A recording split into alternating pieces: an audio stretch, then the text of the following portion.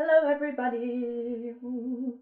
So, I briefly talked about ISTD in my first video, and if you didn't see that then go back and watch it. But I thought, since I kind of brought that up, that I would maybe give you some tips and advice if you're planning on doing ISTD yourself on what to kind of make sure you think about, because these are very important things, I think.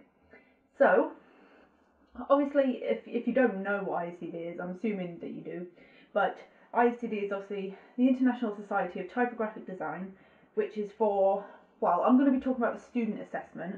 So if you're a third year student and you're really into typography, then this will be a good project for you. It's a very lengthy, very detailed kind of project, so it's not to be taken lightly, and it requires a lot of hard work, a lot of hard extra work.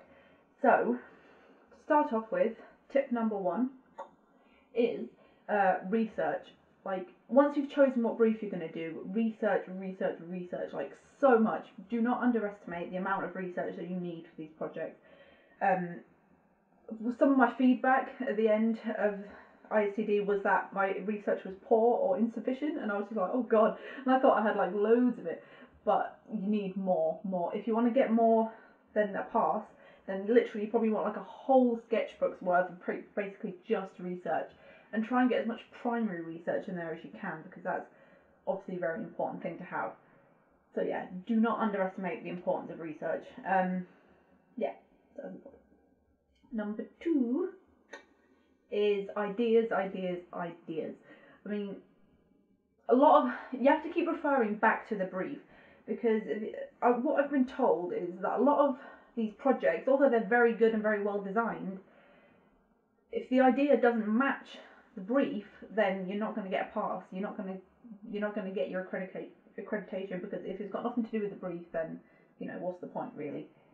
So make sure you've got tons and tons of ideas. Write them all down, even if they seem silly. Just write them all down as much as you possibly can, even hundreds of them if you want.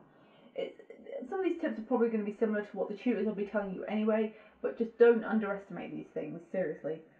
Then number three is attention to detail. See, the type itself is very, very important. Obviously, it's a typography project, so type is going to be important. Small details, small little things that make it interesting, like things like page numbers, or small little details, or changes in the type styles, whether you use italic or bold or things like that, or just little small details perhaps in the spine or along your binding or something like that. Just the tiny little details are what really make the project. And then things like, the stock of paper you use. Make sure it's a stock of paper that is relevant to the project you're doing. It's important to think of all these things. Don't go for the typical stuff, typical stock, or you don't want stuff that's just out of your copier or out your printer, you know what I mean? Pick a nice stock of paper. It doesn't have to be massively expensive, but just something that's nice and goes with the project that you're doing. Okay, so we've got number 4 is time management. Towards the end of this project, right, the whole lot of us that were doing it, pretty much, well, a good chunk of us that were doing it, were running around like headless chickens because we were doing things so last minute. I mean, literally, we were like mad people. It was crazy. Do not underestimate the amount of time you have. It can be very easy to kind of think, oh yeah, I can do this bit later, but there are so many elements to an ISTD project. You can't be keeping it last minute, because you'll end up going nuts at the end.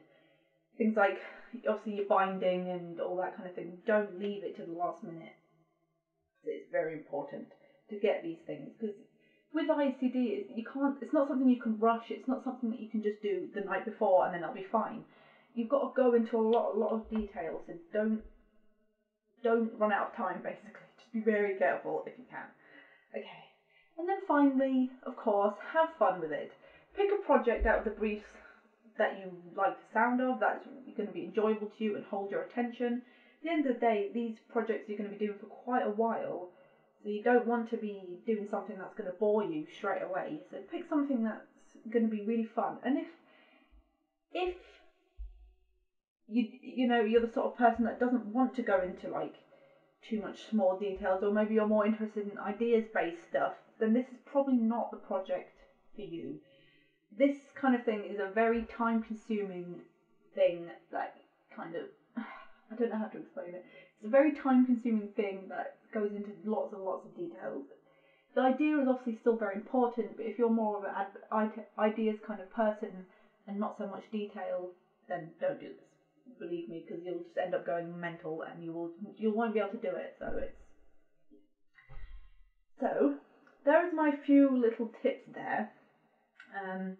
I've started a blog, and I'm gonna sort of do a blog post on all this in perhaps more detail if you'd like to look at that. I'll leave the link to my blog in that, and that should be coming up very soon, probably at the same time this video comes out, hopefully. And I will hope that you will read it and enjoy it. So, as always, thank you for watching my video, and I will see you next time. Please comment, like, and subscribe, of course. And goodbye. I'll see you